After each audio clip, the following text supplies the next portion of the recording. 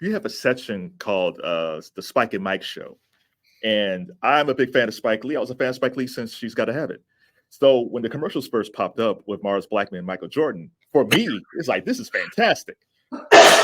Bless you once again. But it was fantastic for me. It's like, oh my God, it's Spike and Mars Blackmon. I don't know if that can happen today.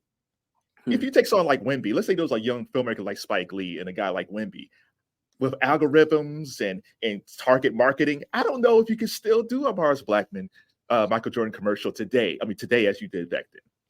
Yeah, it's interesting. When we think about the creation of that commercial, it's really a byproduct of Spike Lee's imagination. Like, he's the key ingredient. He's the creative genius in the making of the Mars and Mike show, really. And of course, the Whedon and Kenny advertising team that sees the appearance of the Mars Blackmon character in the movie She's Gotta Have It, that he has this obsession with his Air Jordans where, he doesn't even take them off when he's making love to his girlfriend. And of course, the first commercials come out in 88, but then in 89, in another Spike Lee film, Do the Right Thing, the shoes appear on the feet of Buggin' Out. This incredible scene too. So Spike plays a real important role in turning this shoe into a totem, an emblem of popular culture, right? A status symbol. Because if you think about it, before those Spike and Mike commercials appeared for Nike, the Nike commercials were really just like highlights of Jordan dunking. It wasn't really special. But Spike Lee creates a storyline and turns Jordan into a character, really, on television.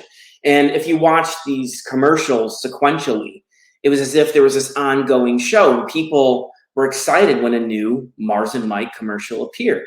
And so that show, I think, really helped create this idea that Jordan's life was part of a larger series of clips, really, and that he's becoming an entertainer as much as a basketball player.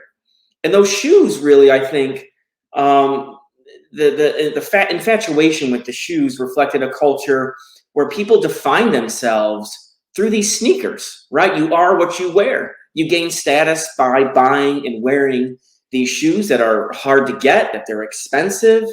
And, that was true of white consumers and black consumers.